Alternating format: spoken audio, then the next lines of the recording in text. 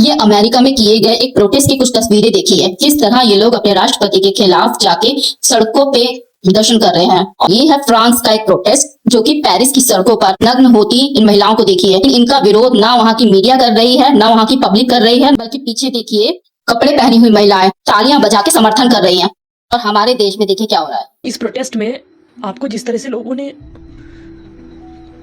बुरा भला बोला है ना, यहाँ तकलीफ हुई। आपको हम अपने पापा और दादा की तरह ही देखते हैं, तो हमको ऐसा लगता है कि हम अपने पापा को या अपने दादा को गाली कैसे दे सकते हैं, या फिर अगर कोई और उनको गाली दे रहा है तो वो हम कैसे सुन सकते हैं। भाई यहाँ तकलीफ है इसको। यही हाल होता है जब हम जनता के नौकर को अपना बाप और दादा बना लेते हैं। भाई कितने लोग हैं यहाँ जिनके बाप दादा बलात्कारी को सपोर्ट करें, उन्हें फूल माला पहनाएं, जाके उनकी बेल कराएं, तो कितने लोग हैं जो अपने बाप दादा को सपोर्ट करेंगे। अगर तुम्हारे बाप दादा बेरोजगार हो और तुम्हें भी शिक्षा से वंचित कर दें तो कितने लोग उनको रेस्पेक्ट करेंगे। लेकिन अनभक्तों के बाप दादा मोदी ने पूरे भारत को बेरोजगारी में और अशिक्षा में झोंक दिया है। 94,000 स्कूल बंद करवा दिए हैं। अगर किसी का बाप दादा भ्रष्ट होगा तो कौन और कब तक उसे घर में इज्जत देगा। इसका बाप दादा मोदी भ्रष्टाचार में और इसके सारे के सारे सांसद भ्रष्टाचार में पूरी तरह लिप्त हैं। इनके लिए पेपर लीक कोई बड़ा मुद्दा नहीं है, क्योंकि ये खुद तो अनपढ़ हैं और दूसरों को भी अनपढ़ ही रहने देना चाहते हैं ताकि अंधभक्ति बढ़ती रहे। तक के आंकड़े बताते हैं कि 1,10,000 किसानों ने आत्महत्या कर ली है, लेकिन इन्हें इससे कोई लेना देना नहीं है। किसी के बाप दादा की वजह से एक आदमी भी आत्महत्या कर लेता है ना, तो वो इंसान डूब के मरने की नौबत आ जाती है।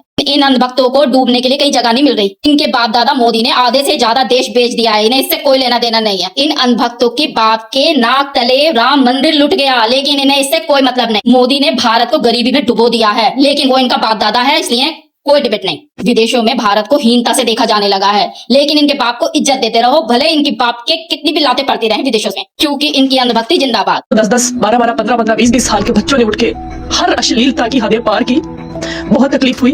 अश्लीलता, गाली गलौज और बुरा भला कहने का कॉपीराइट सिर्फ मोदी और उसके सांसदों को है, जो मंच से गंदी गालियां देते हैं। इनका बूढ़ा और बेशरम बाप मोदी खुद मंच से चढ़कर महिलाओं को जर्सी गाय 50 करोड़ की गर्लफ्रेंड बार वाला बोलता है। बीजेपी IT सेल के कुत्ते दिन रात महिलाओं को गंदी गंदी गालियां देते हैं, और तब तक देते हैं जब तक कि महिलाएं मैदान छोड़ के भाग न जाए। इस पे इसने कुछ नहीं बोला। बच्चों पे कीले लगी हुई लाठियां चलाई गई, पैलेट गन यूज हुआ, AK-47 यूज हुआ, लड़कियों और बच्चियों के कपड़े फाड़े गए, उनके साथ छेड़छाड़ हुई, कितने ही बच्चे घायल हो गए। चुपे हुई बर्बरता के लिए इस औरत के आंसू नहीं निकले। आंसू कब निकल रहे हैं? अपने उस बाप के लिए जिसके इशारे पे ये सब हुआ।